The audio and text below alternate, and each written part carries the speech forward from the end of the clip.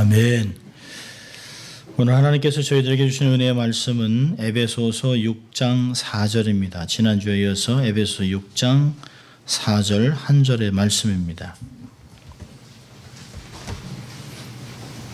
성령으로 기록된 하나님의 말씀을 봉독해 드릴 때 여러분의 삶에 은혜가 있기를 바랍니다. 에베소서 6장 4절 한 절을 봉독해 드립니다. 또 아비들아 너의 자녀를 노엽게 하지 말고 오직 주의 교양과 훈계로 양육하라. 아멘. 거룩한 주일 예배 여러분 참 잘 오셨습니다. 반갑고 또 사랑하고 축복합니다. 우리가 또 한번 해볼까요? 양손을 좀 가슴이 좀 얹고 두 번 외쳐봅니다. 나는 하나님의 특별한 사랑을 받은 사람이다. 두 번 합니다. 나는 하나님의 특별한 사랑을 받은 사람이다. 나는 하나님의 특별한 사랑을 받은 사람이다. 아멘. 예. 또 우리 한번 같이 외쳐보십시다. 하나님을 기쁘시게, 사람을 행복하게. 예, 그렇습니다. 우리의 신분과 부르심이죠. 우리의 삶의 스타일입니다. 늘 잊지 마시고 세상이 어떠하든지 간에 나는 하나님의 사랑 덩어리. 그래서 나는 세상은 아무리 각박해도 나는 하나님을 기쁘시게 하고 주의 사람을 행복하게 하겠다라고 하는 것이 우리의 삶의 우리의 모토가 되어야 됩니다. 오늘도 하나님께서 여러분에게 은혜를 주실 줄 믿습니다. 자, 오늘은 지난주에 이어서 우리가 계속해서 6가지의 아주 기본적인 관계를 우리가 보고 있는데요. 지난주는 이제 자녀들에 대해서 얘기했습니다. 자녀들아. 오늘은 이제 반대로 아비들하고 했지만 어머니는 제외된 것이 아닙니다. 가장의 아비이기 때문에 아비에게 이야기를 하고 있는 것입니다. 아비들아, 주의 교양과 자녀를 훈계로 양육하라 라고 하는 그런 내용입니다. 매년 미국에서만 80만 명의 아이들이 부모로부터 학대를 받고 부모의 마약 중독으로 인해서 또 폭력으로 아이가 방치돼서 영양실조로 또 부모로부터 버림받는 여러 가지 다양한 이유 때문에 아이들이 부모로부터 격리가 됩니다. 80만 명. 그 중에 24만 명만 foster family에 수양돼서 어떤 시간을 통해서 아이들이 성장해서 18살까지 부모가 회복되면 부모에게 돌려보내고 그렇지 않으면 다른 가정을 전전하면서 18살까지 자라게 됩니다. 코리안 아메리칸 패밀리 서비스라고 하는 한미 가정 서비스가 최근에 발표한 내용인데요. 로스앤젤레스도 수백 명의 한인 아동들이 부모들에게 버림받아서 포스터 패밀리로 보내지고 있다는 것입니다. 주로 한국 사람들은 자기 핏줄이 아니면 데리고 키울 생각을 잘 안 합니다. 또 외국인들이나 이렇게 흑인들이나 백인들을 보면 정말 장애인 또 동양인 자기하고 완전 다른 사람들을 입양하지만 동양적인 사상을 갖고 있는 사람들은 내 핏줄을 중요하게 여기기 때문에 다른 아이들을 입양을 하지 않습니다. 더군다나 또 한국 이민 생활이 각박하다 보니까 다른 아이들을 돌아볼 여유가 없어요.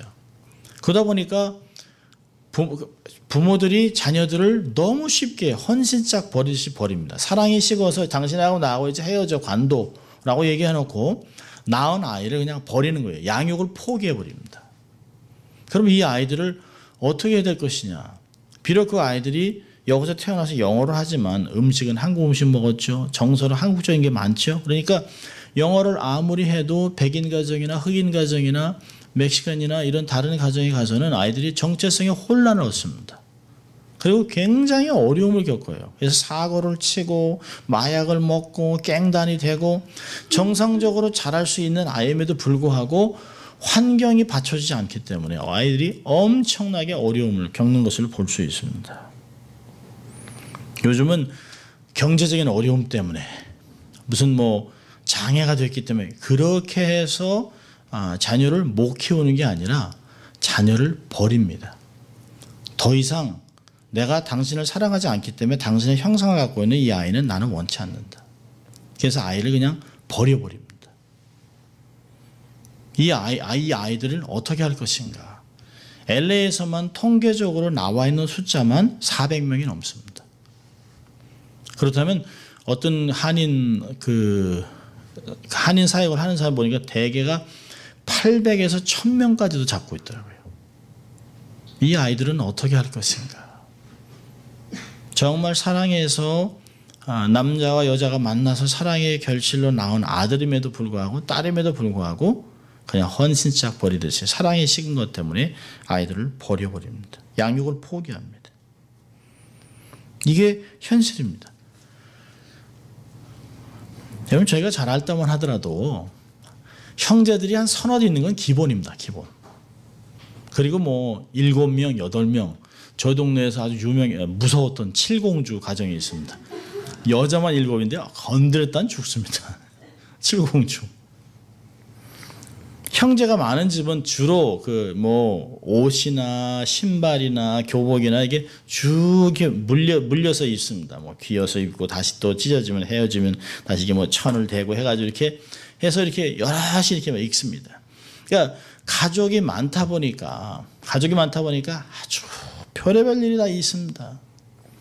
그리고 이제 뭐 사고 치면 저녁에 아버지한테 두들겨 맞고 뭐 다시는 안 그러겠습니다. 뭐 이놈들 뭐 나가 뭐 이러다 보면 또 옆집에 있는 친구가 또 저희 집에 와서 자요. 또 매를 피해가지고 저희 집에 와서 한 입을 해서 잡니다.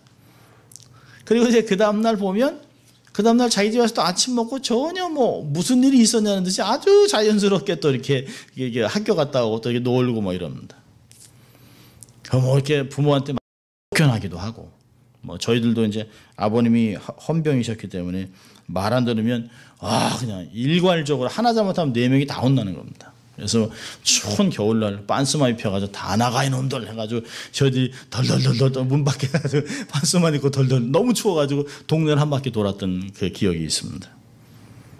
그래도요, 그런 권위주의, 이게 가부장적인 사회였지만 그래도 자식을 버리는 일은 없었습니다. 어떻게 하든지 콩 하나 더 나눠서 먹이려고 하고 그랬던 시절이 있었습니다.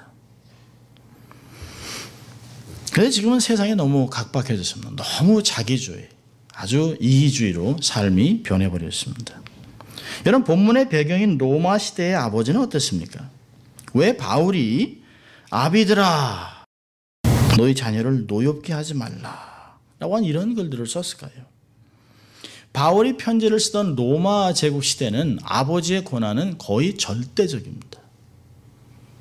아버지가 자식을 낳으면 자식이 딱 태어났는데 그 자식 앞에서 딱 보고 있다가 그냥 걸어가면 그 아이는 노예가 됩니다. 이 아이를 내 아들로 받아들이겠다 그러면 딸로 받아들이겠다 하면 자식이 되는 거고, 그렇지 않으면 그냥 노예가 되어버립니다. 그러니까 아버지가 자식을 매로 때리는 건 그건 뭐 얘기거리도 안 됩니다. 그냥 쇠줄로 묶어서 노예같이 일을 시켜도 아무 얘기 못합니다. 죽이기도 하고. 그러니까 아버지의 손에 자식의 생사가 달려 있습니다. 아버지가 아들을 죽여도 상관이 없어요. 얼마나 많은 자식을 낳아도 상관이 없어요. 노예로 팔아도 상관이 없습니다. 건강하지 못하고 장애를 갖고 있고 연약하다 그러면 바로 죽이든지 노예로 그냥 줘버립니다. 그런 일이 비일비재하게 일어났습니다. 그래서 이 자식들이 온전히 엄마도 아버지도 다 로마 시민인데 불구하고 자기가 조금 부족해서 자기가 싫다고 해서 자기를 노예로 팔아버린 부모에 대한 이 분노는 극에 달하고 있었습니다. 갓 태어난 자식이 마음에 안 들면 버리고 죽이고 갖다 내버리고 노예에게 줘버리고 뭐 이런 일들이 너무 많았습니다. 그래서 오늘 본문에서는 이야기합니다. 너희가 예수 믿는 사람들이라면 정말 성령의 충만함을 받아서 정말 새로운 삶을 살아가기 시작한다면, 빛의 자녀를 맺어가는 하나님의 빛의 자녀 삶을 살아간다면 이제는 너희들이 어떻게 부부간의 삶을 살아가고 아내는 남편을 존경하고 복종하고 또 남편은 아내를 사랑하되 희생적으로 모든 자기의 삶을 주기까지 사랑해서 양육하고 정말 놀라운 비전의 삶을 만들어가고 자녀들은 주 안에서 부모를 공경하고 존중하가. 자, 이러면서요, 부모는, 아비는 너의 권한을 함부로 사용하지 말고, 특별히 두 가지 권고를 하잖아요. 하나는 부정적인 권고, 하나는 긍정적인 권고입니다. 부정적인 건 뭘까요? 자녀를 노엽게 하지 말아라. 또 하나는요, 그렇게 하지 말는 거로 끝나는 것이 아니라 더 나아가서는 너의 자녀들을 주의 교양과 훈계로 양육하라는 것이에요. 왜 여기서 자녀를 노엽게 하지 말아라 라고 말을 했을까요? 아비들아, 너의 자녀를 노엽게 하지 마라. 이 노엽게 하지 말라라고 하는 말은 뭘까요? provoking 한다는 거죠. 직역한다면 아이들의 마음을, 정서를 폭발시키지 말라는 거예요. 상처를 내서 완전히 인격이 완전히 짓밟히도록 만들지 말라는 것입니다. 아까도 말씀드렸습니다만 아이들이 노여하는 게 뭘까요? 아버지의 권한을 가지고 자식을 함부로 취급하기 때문에 그 함부로 취급받는 것 때문에 분노하는 것입니다. 나는 내가 자식이 되겠다고 그랬습니까? 내가 부모를 원했습니까? 내가 태어나기를 원했습니까? 내가 그저 태어난 것밖에 없는데 당신들이 사랑해서 나를 놔놓고 나를 버리는 건 뭡니까? 그렇게 대들면 죽여버릴 수도 있어요. 그러니까 부모들에게 뭐랍니까? 자녀를 노엽게 하지 말아라. 인격을 짓밟아서 폭발시키지 말라는 것이에요. 자, 아이들이 노여하는 이유가 뭘까요? 요즘은 그 아이들이 노여하는 이유가 많습니다만은 첫째로는 권위주의. 권위주의가 아이들을 노엽게 합니다. 여러분, 권위는 중요한 것입니다. 그러나 권위주의는 안 됩니다. 대화가 안 돼요. 설명도 하지 않습니다. 소리 지르고 윽박 지르고 독재합니다. 어떤 분이 이런 얘기를 해주더라고요. 아버지가 이제 아들을 운전을 가리킵니다. 뒤로 가라 그랬습니다. 그 아들이 후진을 합니다. 그러니까 아버지가 소리를 버럭 지르면서 뒤로 가라고, 뒤로. 그 아들이 긴장을 해가지고 앞을 똑바로 보고 뒤로 가라고. 그러니까 아들이 미러를 보고 양쪽 거울 보고 이렇게 뒤로 살살 갔습니다. 그러니까 아버지가 아니 뒤로 가라는데 뒤로, 말귀를 못 알아도 뒤로 가라고. 드라이브, 뒤로 가라는 거거든요. 드라이브. 그 아들은 뒤로 가라 그러니까 뒤로 이렇게 자꾸 뒤로 가는 거예요. 뒤로. 앞을 보고 뒤로 가라, 뒤로. 그러니까 아들은 앞으로, 아니 뒤를 봐야 되는데 앞을 보고 이렇게 보면서 조심스럽게 뒤로 가는 거예요. 여러분, 권위주의의 특징이 뭘까요? 불통, 소통이 안 돼요. 소통. 무조건 하란 말이야. 응? 뭘 말귀를 못 알아들어. 뭐 이런 거예요. 눈높이 교육을 해야 됩니다. 눈높이. 두 번째는 아이들이 노여하는 게 뭐예요? 그 이중성입니다. 이중성. 너희들은 늘 정직하게 살아라. 거짓말하면 안 돼. 그렇게 했는데 전화가 따라랑 왔습니다.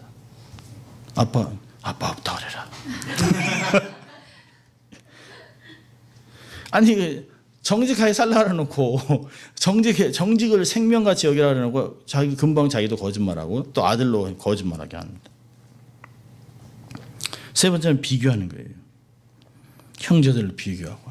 저도 자라면서 많이 비교당했습니다. 저희 형님이 원체 똑똑하기 때문에 저희 아버님이 늘 하신 얘기가 형 반만 해라. 그래서 저는 뭐 반만 하는 거예요. 뭐 그거야만 할 수 있지 뭐. 형같이 못해. 뭐 형같이 못해. 형제들 비교하고 친구 자식과 비교하고 또 성적, 직장, 며느리, 사위, 요즘 또 묘자리까지 비교한다. 묘자리까지. 뭐 나는 햇빛도 잘 들어. 뭐 우리 한꺼번에 쭉 넷이 누워 있을 거야. 또 가끔 구역 예배도 할 거라고 얘기합니다. 아니 묘자리에서 무슨 구역 예배입니까? 언제까지 비교하며 살겠습니까? 비교하면 만족이 없어요. 만족이. 자식은 비교의 대상이 아닙니다. 아니 어떻게 비교를 합니까? 자식을. 다 다른 거예요. 그렇잖아요. 저희 어머니도 그래요. 어떻게 한 배에서 나온 자식들이 4명이 저렇게 다르냐는 게 저렇게. 당연한 거죠. 한 몸에 붙어있는 손가락이 다 달라야죠. 다 달라야죠. 그건 당연한 것이에요. 비교하면 안 돼요. 4번째는요. 가진 능력보다 더 큰 성공을 강요합니다. Pushing achievement beyond reasonable bounds. 너무 강요하니까 뭐 스트레스가 쌓여 뭘 해도 부모를 기쁘게 할 수 없다는 걸 알고 자포자기합니다. 부모들이 야망이 있습니다. 내가 이루지 못한 것들을 자식을 통해서 이루려고 하는 것이 있습니다. 그렇지 않아요. 내 인생은 나의 것, 자식은 자식입니다. 다른 것이에요. 완전 다른 인생입니다. 그것밖에 못해? 그래갖고 성공하겠어? 여러분, 성공에 대한 정의를 내려줘야죠. 성공, 이런 것이 성공이다 라고 하는 걸 내려주지 않고 내 방식대로 돈 많이 벌고 명예, 그 다음에 권력 이런 걸 아이들은 아니 그러면 우리 엄마 아빠 장로님, 권사님, 집사님, 목사님인데 뭐가 성공이야? 이래 혼란스러운 거예요. 자녀를 막 몰아붙입니다. 5번째는요. 무관심. 한 번도 칭찬하거나 격려해 주지 않습니다. 그러니까 노력할 이유가 없어요. 자녀가 뭘 좋아하는지, 뭘 싫어하는지, 무슨 걱정이 있는지 아무 관심도 없어요. 막 뭐라 그러면 야 이놈들아 니들이 뭐가 걱정이야. 전쟁을 겪었어. 무슨 폭탄이 날라와. 무슨 걱정이 있어. 먹을 게 없어. 입을 게 없어. 여러분 그걸로 걱정하는 세대는 우리 부모님 세대로 족합니다. 우리 아이들 여기서 다 태어났지만 다 영어 합니다. 그렇지만 쟤네들은 백인 앞에서 백인이들이 와 너희들 영어 잘한다고 얘기합니다. 아니 여기서 태어난 애들인데 정체성의 어려움들을 겪어요. 아이들은 아이들 나름대로 다 걱정이 있어요. 그걸 잘 주시해서 보셔야 됩니다. 아무 관심도 없어요. 이런 자녀들은 밖에서 관심을 받으면 올인합니다. 그러니까 자기를 사랑하고 관심을 주면 깽단에도 들어가는 거예요. 마약도 하는 것이에요. 쾌락에 빠지는 거예요. 아무도 관심 안 주니까 집에 안 가요. 집에 가면 뭐해요? 아무도 없는데. 무관심이 사람을 죽이는 것입니다. 6번째는 학대. 언어적으로 육체적으로 학대합니다. 이런 바보 같은 놈 제대로 하는 게 없어. 저리 꺼져. 뭐 이런 얘기입니다. 저희는 어릴 때 많이 들었습니다. 육시할 놈, 떼갈 놈 뭐. 어릴 때 어마어마한 얘기를 들었어요. 나가 되죠 뭐. 저희들 자랄 때는 그런 얘기를 너무 많이 들었습니다. 그들의 삶이 각박했기 때문에 그런 것도 있겠죠. 그러나 부모가 되는 교육들을 저희 부모님은 받지 못했습니다. 그래서 어떻게 부모가 되는지를 몰랐어요. 또 당신들도 그렇게 부모님들한테 취급받았습니다. 여러분 명문가의 특징은 뭘까요? 절대로 자식들한테 욕을 하지 않습니다.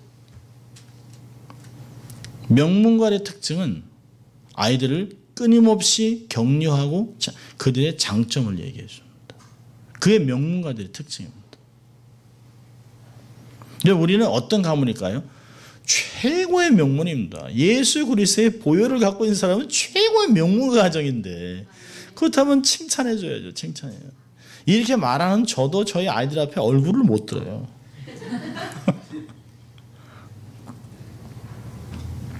여러분 아이들이 노여한 것의 결과가 뭘까요? 크게 2가지인데요. 아이들이 이 부모들의 이런 행동 때문에 노여하면 이 폭발하면 2가지 현상이 나타나요. 하나는 뭘까요? 하나는 낙심합니다. 마음이 뚝 떨어져요. 골로새서 3장 21절 보니까 아비들아 너희 자녀를 경록해 말지니 이는 저들이 낙심할까 함이라. 낙심하면 어떻게 될까요? 낙심하면 사람이 소극적으로 바뀝니다. 자기의 은사, 자기의 가능성, 자기의 신분을 잃어버려요. 그래서 요즘 나온 은둔형 외톨이가 되어버립니다. 한국에 이런 아이들이 있어요. 그래서 3년 동안 집에서 안 나옵니다. 그 게임만 하다가 일어나서 게임만 해요. 그래서 온라인 세상에서만 살아가다가 한번 밖으로 나가볼까 해서 그냥 컨비니언스 스토어 가서 기분 느끼는 대로 사람을 찌르는 거예요. 그날은 그냥 사람을 찔러보고 싶은 필이 있었다는 거예요. 그래서 손님이 와서 어서 오세요 했는데 청년이 갑자기 오더니 자기가 칼로 푹 찌르는 거예요. 전형적인 은둔형 외톨이가 됩니다. 아무하고도 대화하지 않습니다.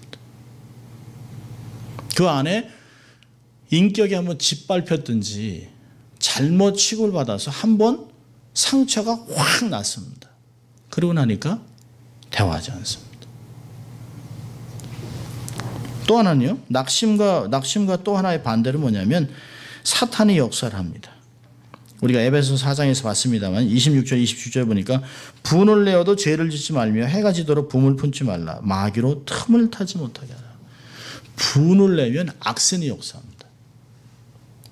분이 나면 삶이 얼마나 독하게 변하는지. 사람이 분이 나면 씩씩거리잖아요. 그 씩씩거리는 그 기운을 다 모아가지고 이게 딱 그 액체로 만들어가지고 쥐에다가 딱 주니까 직사하더랍니다. 그러니까 분이 났을 땐 부부끼리 마주보고 자면 안 돼요. 하나 죽을 수 있어요. 분을 나게 하면 안 돼요.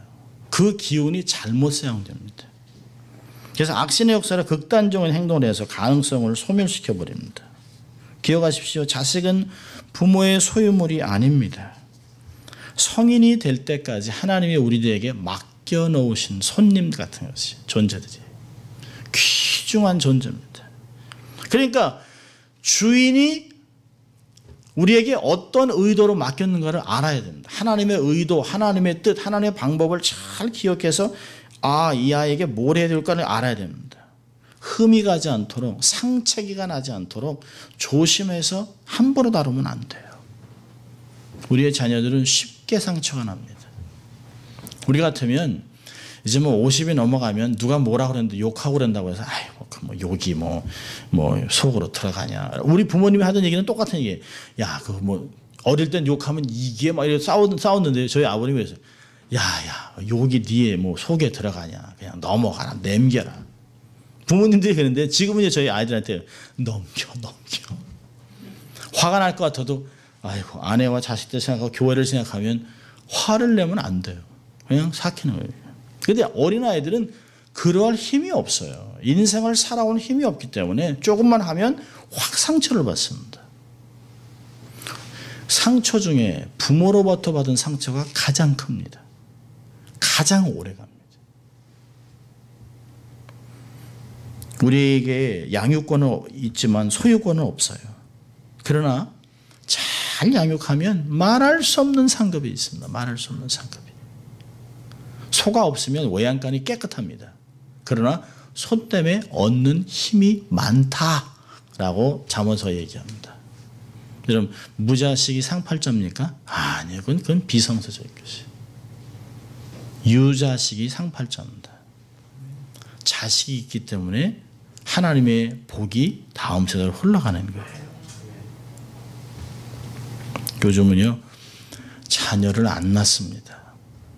그리고 개를 기릅니다. 고양이 5마리. 하나님이 자기들에게 맡긴 생명으로 자녀를 낳아야죠. 얼마나 좋습니까? 어른들이 그랬습니다. 세상에서 제일 해픈 게 자식 농사라 그랬습니다.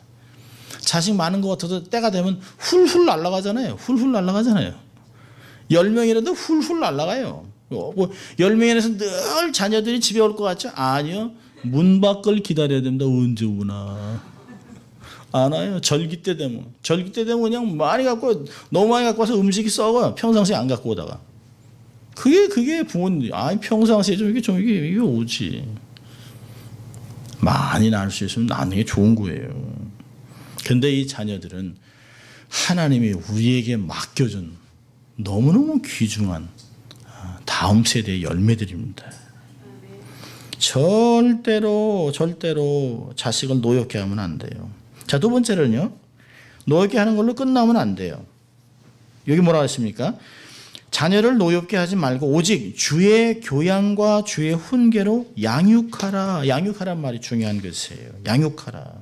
그러니까 지나치게 엄격한 교육과 체벌을 가진 스파르타식 교육은 안 되는 것이에요. 또요. 자유방임이면 네 멋대로 해. 괜찮아. 뭐 네 인생 네 거지라고 하는 방임한 것도 잘못된 것입니다. 어떤 기준이라고 하는 틀을 만들어줘야 됩니다. 사람이다 사람이 아닙니다. 사람같이 살아야 사람이 되는 것이에요.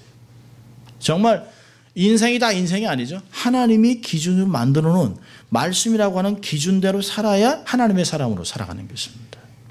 인간 이하로 살아가는 사람이 얼마나, 인간 말종같이 살아가는 사람이 얼마나 많습니까? 최근에 한국 사람들을 아주 죽이기로 결정한 그 살인 기업을 만들었잖아요. 필리핀에서. 그래서 한국 사람들이 오면 한국 사람을 인질을 삼고 죽이고 돈을 뺏고 사람들 자기들이 마귀다. 자기들은 귀신이다라고 하는 이유에서 그렇게 기업을 만들어놨어요. 이 사람이 이럴 수 있다는 거예요.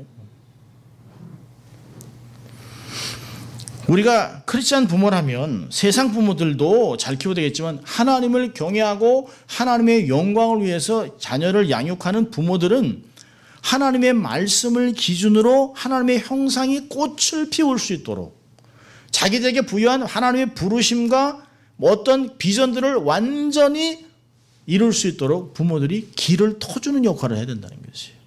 이들 안에 있는 가능성, 은사 이런 것들을 재능 이런 것들을 칭찬으로 자꾸 세워놔야 된다는 것이죠. 양육한다라고 하는 단어는 젖을 먹여 키우는 것을 얘기합니다. 그러니까 잘 자라도록 키우는 것이 부모에게는 필요한 것입니다. 자식 내놓고 그냥 알아서 자라기 이러면 자식이 클 수가 없어요.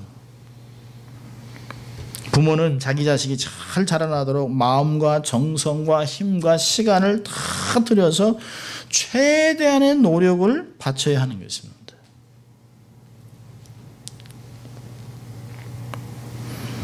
자기가 자녀에 대해서 권위를 갖고 있다는 사실은 기억하지만 이 권위는 다음 세대를 리더로 키워나가기 위해 주신 하나님의 권위입니다. 여러분 로이드 존스 목사님이 이런 말을 했어요. 만일 어떤 부모가 그들이 꽃을 피우거나 동물을 기르는 것만큼이라도 자기 자식에게 신경을 쓴다면 그 결과는 크게 달라질 것이다. 얼마나 슬픈 이야기입니까? 집에 돌아와서 꽃에 물 주고 뒤에 화원 가꾸고 막 동물들하고 놀아주고 음식 주고 가서 개 뭐 똥 누게 돌아주고 막 이렇게 개 쏟아주면 그것만큼도 자식에게 신경을 안 쓴다는 거예요.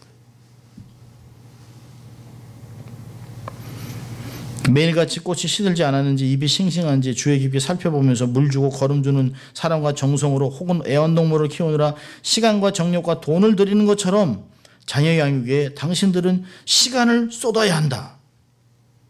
오죽 안 했으면. 그렇게 한다면 우리의 자녀들의 양이 질이 바뀐다는 것이에요. 저희 부모님은 가난하셨습니다. 가난을 대물림하지 않기 위해서 정말 애쓰고 수고하셨습니다. 그러면서 저희들에게 너희들은 정말 우리보다 잘 살아야 된다. 남들에게 손 벌리지 않고 구하지 않고 너희들이 나누며 살아라. 정직한 것을 가르치셨습니다. 힘들고 어려워도 저희들과 대화를 하셨습니다. 저희들이 어릴 때 그 하루 종일 기다리는 것은 아버님이 가끔 약주를 딱 드시면 괄지자를 이렇게 걸어오세요. 걸어오시면서 꼭 사오는 게 샌베이 과자 100원어치. 신문에 이렇게 막 봉지에다 그 100원어치를 이제 담아가지고 그때는 100원어치 꽤 많이 주셨어요. 이제 뭐 그러니까 그 땅콩 들어있는 거 이렇게 뭐 이게 김도 있는 거 그 과자를 얻어 먹으려고 졸린데도 눈을 이렇게 막 부비고 이제 막 이제 아침에 오늘 이제 과자 사주겠다니까 그날 막 밤 10시까지만 눈을 부비고 앉아 있는 거예요. 그럼 다 그 표현에 들어오셔가지고 다 모여. 그럼 이제 저희들 4명이 쪼르르 앉아 있습니다. 그럼 이제 과자 이렇게 종이 이렇게 해가지고 또 펼쳐놓으면 이제 저희들이 아버님이 먹으라 그래야 이제 먹잖아요. 이제 막 먹으려고 이제 막 이러고 있습니다. 이제 저희 어머니가 이제 아버지 이제 옷도 갈아입으시고 그럴 동안 이제 가만히 있으면 저희 아버님이 먹으라 그래. 그 얘기 나오면 일단은 많이 확보해야 되니까 그러다 뭐 형한테 맞고 뭐 이러면서 이제 해서 이제 일단 다 먹습니다. 그럼 이제 와서 이렇게 쓰다듬으세요. 오늘 숙제는 다 했냐? 뭐 이제 어머니가 이제 옆에서 막 일르시려고 그래요. 막 얘들이 뭐 오늘은 뭐 싸우고 뭐 해서 괜찮아. 그러고 잘하는 거예요. 그러니까 저희는 어머니가 일르면 완전 죽는 줄 알고 막 완전 쫄아가지고 이제 이러고 오셨는데 아버지가 괜찮아. 그래서 저희는 저희 아버님이 가끔 약주 드시고 오실 때가 아주 좋은 날입니다. 그렇게 부족하셨지만 참 힘든 삶을 사시고 정말 밑바닥 인생을 사셨어요. 운전하시고 얼마나 피곤하세요. 그런데도 자식들한테는 늘 그리고 저희 아버님이 이민 오셔서 약주를 드시고 혼자 우실 때가 있었습니다. 제가 많이 모시고 살았기 때문에 이렇게 여쭤보면 이 녀석들아, 니들이 부모를 잘못 만나서 가난하고 무식한 부모를 만나서 너희들이 이렇게 힘들게 사는구나. 너희들에게 나눠줄 게 아무것도 없다. 집을 사줄 것도 없고 차도 못 사주고 아무것도 너희들 해준 게 없다. 너무너무 미안해서 내가 예전에 하나님께 너희들을 복주라고 기도하는데 이게 맨마음으로는 안 되니까 약주라도 먹어야겠다.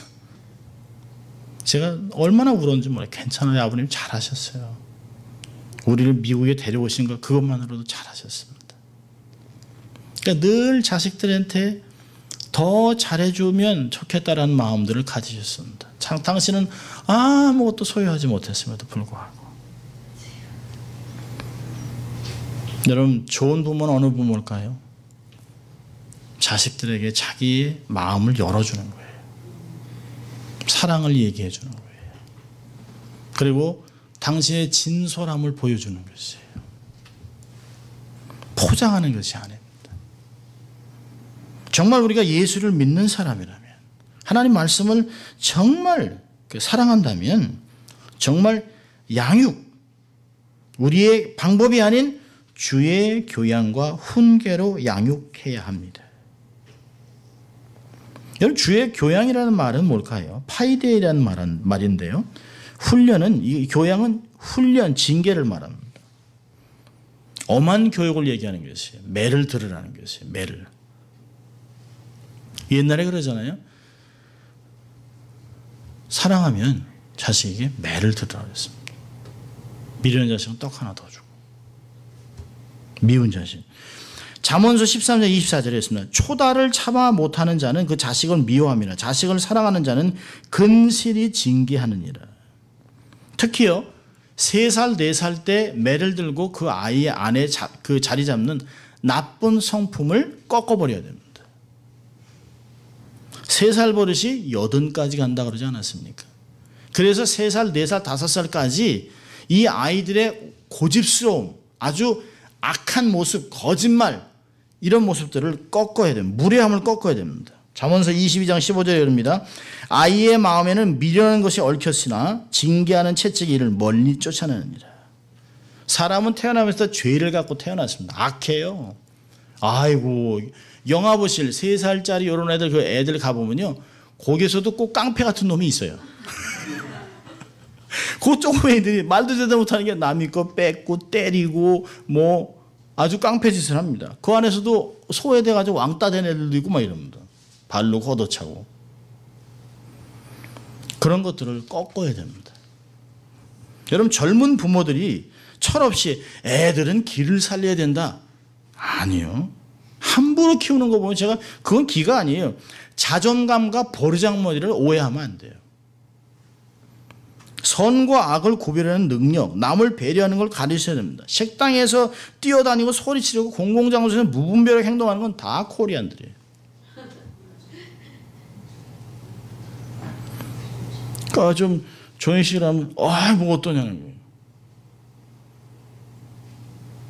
백인들이 막 이럽니다.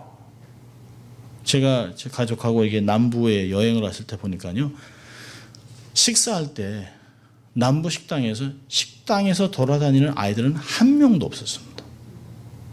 아이들이 다 식당에서 더군다나 어른이 식사가 다 끝날 때까지 애들이 가만히 앉아 있어요. 저희가 봤을 때 1살 반, 3살, 5살, 7살 이런 아이들인데요. 그 4명이 떠들기는 해도 자리에서 절대 뜨지 않습니다. 남의 거 함부로 취급하지 않습니다. 따끔하게 혼내서 가르쳐야 됩니다. 오래전에 저희가 월라시라고 하는데 살던 데에서요. 백인 할머니가 앞집에서 이렇게 장미를 키워놨습니다. 장미. 물 주고 장미를 얼마나 잘 키우는지 몰라요. 저희가 비오리풀이 그랬습니다. 그런데요. 어떤 한국 아줌마가 아이를 데리고 왔는데 장미를 똑똑 따는 거예요. 꼬마애가 가서. 그러니까 할머니가 너무 놀래하고 나가도 What are you doing? 막 할머니가 난리가 났어요. 할머니가 평상시에 이렇게 했던 할머니가 막 그냥 슈퍼맨 같이 튀어나왔어요. 막 What are you doing? 막 이러면서 막 이게 내가 어떻게 키운 건데 했더니 한국 아줌마가 이제 영어를 잘 못하니까 How much? 했습니다. How much? 이거 돈 내면 되잖아 이라고 얘기합니다. 그래서 제가 통역을 해줬어요.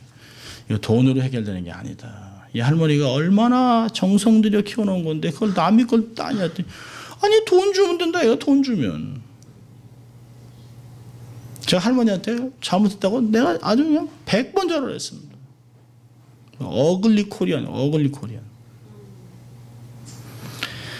남의 물건을 돈으로 가치로 환산하는 그 못된 버릇은 정리되어야 됩니다. 잠언서 29장 15절에 했습니다. 채찍과 꾸지람이 지혜를 주거늘 임의로 하게 내버려 두면 그 자식은 어미를 욕되게 하느니라. 내버려 두면 결국은 엄마의 얼굴에 똥칠하게 합니다.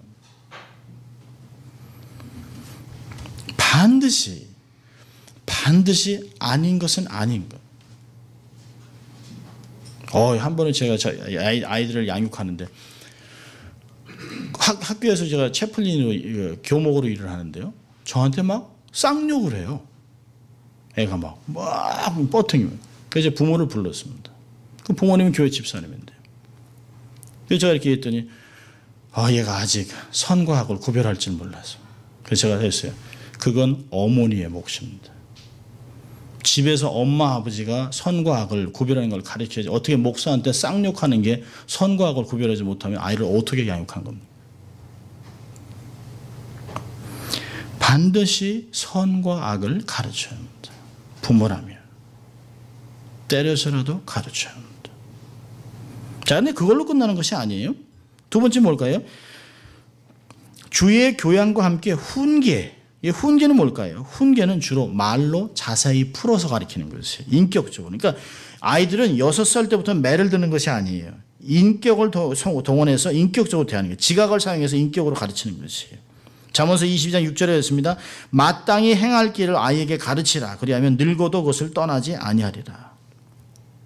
잘 가르치는 것이죠. 이렇게 해야 된다. 그러면 말과 행동으로 모범이 되어야 된다는 것이죠.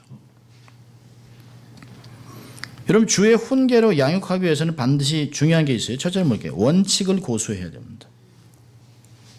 원칙이 바뀌면 안 돼요. 기분 좋을 때는 하하하하, 기분 나쁠 때는 A 받아도 때리고 그러면 안 돼요.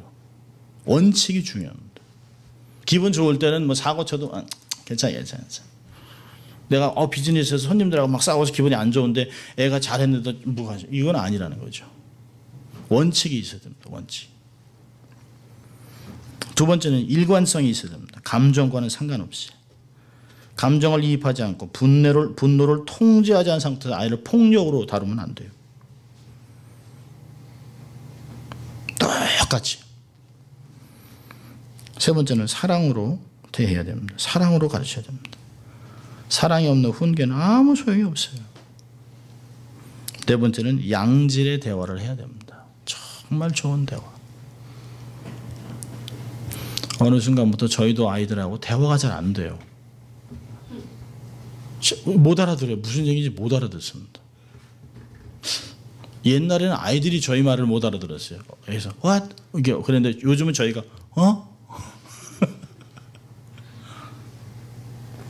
대화를 해야 돼요. 대화. 들리는 말. 어릴 때는 애들이 엄마 what 뭐 이게 뭐 못 알아들었어요. 근데 지금은 아이들의 말을 못 알아듣습니다. 그러니까 애들은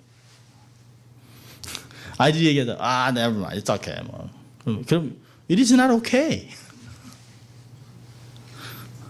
네? 자녀들은 다 웃고 있습니다. 지금 자녀들은 야야야, my mom, dad. 다섯 번째는요. 쉬지 말고 기도하면서 하나님의 도움을 구해야 됩니다. 하나님의 도움을. 여러분 우리 힘으로는 절대로 하나님의 사람들을 양육할 수 없어요. 부모의 기도와 눈물로 자녀가 자랍니다. 지혜를 위해서, 분별을 위해서, 하나님의 방법을 위해서 기도해야 합니다. 여러분 부모가 되는 것은 한순간입니다. 근데 부모로 살아가는 것은 한평생이에요. 좋은 부모로 살아가기 위해서는 땀과 시간과 물질과 모든 것을 투자해야 합니다. 희생이 없이는 아무것도 되지 않습니다. 다음 세대를 하나님의 사람으로 양육하는 것이 얼마나 큰 임무입니까? 세상에서 가장 큰 사명이 자녀를 양육하는 것입니다. 유대인들 삶 속에 왜 그렇게 전 세계 1%도 안 되는 유대인들이 전 세계에 경제권을 쥐고 학교를 쥐고 모든 것을 쥐고 있을까요? 그들은 가정에서 자녀를 양육하는데 혼신을 다 기울였습니다. 아내와 함께 남편이 늘 아이들을 양육하고 그들은 절대로 술을 밖에서 마시지 않습니다. 몸을 못 가눌 정도로 술을 마시지 않습니다. 술은 가정에서 즐겁기 위해서 마시는 것이에요. 그리고 자녀들의 양육은 해가 지기 전에 끝내야 되는 것이에요. 신명기 6장 4절 9절 아침에 일어나면 이들이 외우는 쉐마라고 하는 말은 이렇습니다. 이스라엘아 들으라 우리 하나님 여호와는 오직 하나인 여호와시니 너는 마음을 다하고 성품을 다하고 힘을 다하여 내 하나님 여호와를 사랑하라. 오늘 내가 명하는 이 말씀을 너는 마음에 새기고 내 자녀에게 부지런히 가르치며 집에 앉았을 때든지 길에 행할 때든지 누워서 들든지 일어날 때든지 이 말씀을 강론할 것이며 너는 또 그것을 내 손목에 메어 기호를 삼으며 내 미간에 붙여 표를 삼고 또 내 집 문설주와 바깥문에 기록할지니라. 하나님은 한 분이시다 라고 얘기하고 부모가 먼저 말씀을 열심히 읽고 시간을 내서 자녀들의 귀에 딱정이가 앉도록 계속 가르치느라고 얘기했습니다. 그 결과 유대인들은 하나님의 말할 수 없는 축복을 받았습니다. 하나님께서 우리에게도 동일한 명령을 하시는 것입니다. 자녀를 노엽게 하지 말아라. 오직 주의 양육과 훈계로 주의 교양과 훈계로 양육해서 하나님의 사람으로 세워나가는 것을 명령하고 있습니다.